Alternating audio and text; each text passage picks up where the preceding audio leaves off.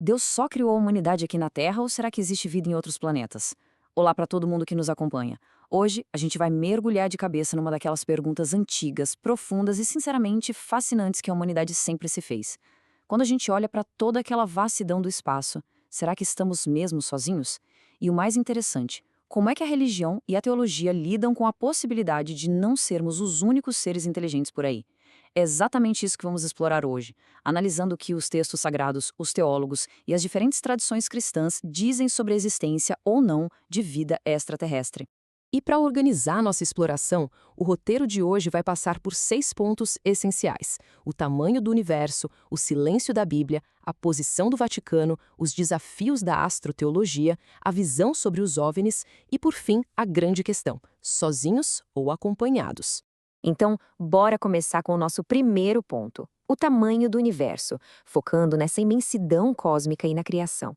100 bilhões. Olha só que um número absurdo. Com os avanços da astronomia, a gente sabe hoje que a nossa galáxia, a Via Láctea, é apenas uma no meio de umas 100 bilhões de outras galáxias no universo observável. E cada uma delas está lotada de bilhões de estrelas. Essa probabilidade estatística gigantesca levanta uma questão que não dá para evitar. Se Deus criou o universo inteirinho só para abrigar a humanidade na Terra, qual seria o propósito de uma tela em branco tão absurdamente massiva? Sabe, por que tanto espaço sobrando? Bom, uma possível resposta para essa imensidão toda a gente já encontra lá nos textos antigos. O Salmo 19, por exemplo, traz aquele argumento teológico clássico de que o universo definitivamente não é um desperdício de espaço. Muito pelo contrário, a ideia é que essa vastidão infinita de galáxias foi criada, acima de tudo, para refletir a majestade e a glória do Criador. Ou seja, para a teologia mais tradicional, o universo que parece infinito é, na verdade, a assinatura direta de um Deus infinito. Faz todo sentido, né? O que nos leva ao ponto número 2, o silêncio da Bíblia e o foco na redenção da Terra. Aí a gente para e pensa, tá, se o espaço é tão gigantesco, o que as escrituras dizem sobre quem mais poderia morar lá? E aqui tem um detalhe absolutamente crucial que os estudiosos sempre destacam. A Bíblia não é e literalmente nunca tentou ser um manual científico de astronomia. O grande objetivo do texto é narrar a história da salvação e da redenção humana. Então, o simples fato da Bíblia ser completamente silenciosa sobre alienígenas não prova que eles existem, nem prova que não existem. Ela só está focada em outra coisa, no relacionamento de Deus com a humanidade. Mas claro, dentro desse silêncio bíblico, várias interpretações começam a pipocar. A visão evangélica e protestante mais tradicional, que costuma ser mais cética sobre isso, argumenta que a Terra tem sim um status único e exclusivo. Puxando lá do livro de Isaías, esses teólogos apontam que a Terra foi formada especificamente para ser habitada. Além disso, tem um argumento fortíssimo de que o pecado de Adão acabou contaminando toda a criação, o universo inteiro. Então pensa comigo, se existisse vida biológica em outros planetas, será que esses seres iam sofrer as consequências de um pecado que eles nem cometeram? E como o sacrifício de Cristo aconteceu uma vez por todas aqui na Terra, essa ideia de ETs biológicos acaba criando uns problemas lógicos bem complexos para a doutrina da redenção. Agora, mudando um pouco de perspectiva, vamos para o ponto 3, a posição do Vaticano e a abertura para a liberdade criadora de Deus. A visão católica atual traz uma abordagem muito fascinante. Olha só o que o padre Richard de Souza disse.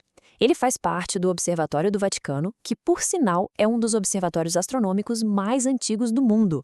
Ele diz assim: a teologia teria que se reinventar e levar em consideração esses outros seres.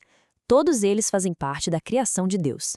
Basicamente, para os astrônomos de lá, descobrir vida alienígena não destruiria a fé de jeito nenhum. Pelo contrário, ia expandir ainda mais a nossa compreensão sobre a liberdade criadora de Deus. Então, para essa perspectiva católica, a existência de vida fora daqui só confirmaria o quão universal Deus é. Um ex-diretor desse mesmo observatório chegou a sugerir que, se eles existirem de fato, os extraterrestres poderiam tranquilamente ser vistos como nossos irmãos na criação, fazendo parte do mesmíssimo plano divino. É aquela ideia de que a ciência e a fé não precisam brigar. Elas podem ser asas complementares na busca para entender a verdade de tudo. Tudo isso abre portas para um debate muito maior. Entramos no ponto 4, os desafios da astroteologia. Afinal, se a gente encontrar vida amanhã, o que muda na prática? Pois é, imagina só o impacto. A astroteologia é exatamente esse campo incrível onde aqueles cenários de ficção científica encontram o rigor da filosofia religiosa.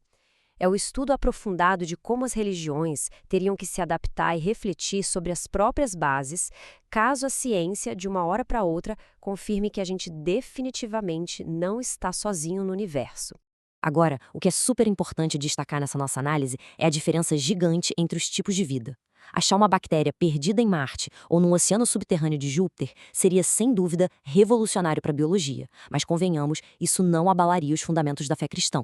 A grande questão é: e se for vida inteligente extraterrestre? Aí a história muda completamente. Se encontrarmos civilizações avançadas, com senso moral e livre-arbítrio, isso dá um nó nas doutrinas centrais da religião, principalmente nas questões de encarnação e salvação. E é justamente aí que a gente esbarra no famoso trilema teológico da redenção. Os estudiosos debatem 3 caminhos lógicos se alienígenas inteligentes aparecerem. Primeiro, será que o sacrifício de Cristo aqui na Terra serviu de um jeito universal para salvar também os alienígenas? Segundo, será que Deus precisou encarnar múltiplas vezes, planeta por planeta, assumindo formas cósmicas diferentes?